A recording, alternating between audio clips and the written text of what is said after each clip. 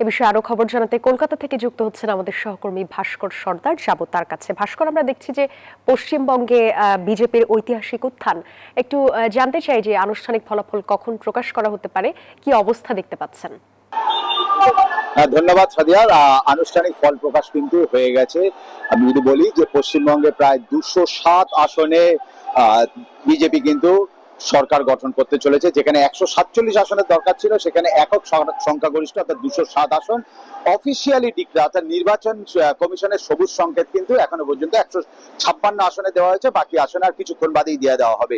এবং সকাল থেকে আমরা যে ভবানীপুর আসনে ছিলাম, যে হাই ভোল্টেজ আসন, মমতা বন্দ্যোপাধ্যায় ভার্সেস শুভেন্দু অধিকারীর লড়াই, সেখানে কিন্তু কিছুক্ষণ আগেই শুভেন্দু অধিকারী প্রায় 15,000-এর বেশি ভোটে মমতা বন্দ্যোপাধ্যায়কে পরাস্ত করেছে।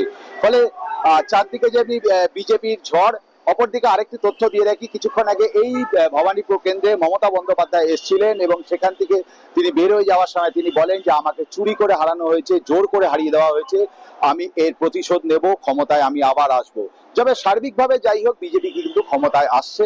এবং এর সাথে সাথে বলে রাখি, বিজেপি ক্ষমতা আসার সাথে সাথে দিল্লির থেকে কিন্তু ভারতের প্রধানমন্ত্রী কিন্তু তিনি প্রেস ব্রিফ করেছেন বা ওখানে জানিয়েছেন, উইশ করেছেন। সেখান থেকে কিন্তু বলে দিয়েছে যে পশ্চিমবঙ্গে 200 ইউনিট বিদ্যুৎ কিন্তু ফ্রি দেওয়া হবে এবং যে কোনো সরকারি বাসে নারীদের ফ্রি।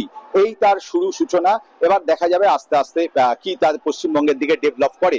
এর সাথে সাথে বলে রাখি, আমরা কিছুক্ষণ আগে এক বিজেপি নেতাকে জিজ্ঞেস করছিলাম, পশ্চিমবঙ্গে গেরুয়া ঝড় এলো, পশ্চিমবঙ্গে বিজেপি এলো, এতে বাংলাদেশের কি হবে বা বাংলাদেশের সঙ্গে আগামী দিনে কি ধরনের সম্পর্ক তৈরি হবে। তিনি কিন্তু এক কথায় বললেন, এটা ডবল ইঞ্জিন সরকার, অর্থাৎ কেন্দ্রীয় মোদী, কেন্দ্রীয় বিজেপি, পশ্চিমবঙ্গেও বিজেপি। যে তিস্তা ইস্যু নিয়ে এত সমস্যা করছিলেন মমতা বন্দ্যোপাধ্যায়, সেটা অচিরে মুক্ত হবে তার কথা। একই সাথে তিনি বললেন গঙ্গা চুক্তিও, যেটা গঙ্গা চুক্তির পুনর্নবীকরণ, সেটাও খুব শিগগিরই জানতে পারবে বাংলাদেশবাসী। পাশাপাশি ভিসা খুলে দেওয়া হবে, যাতায়াত বাড়বে।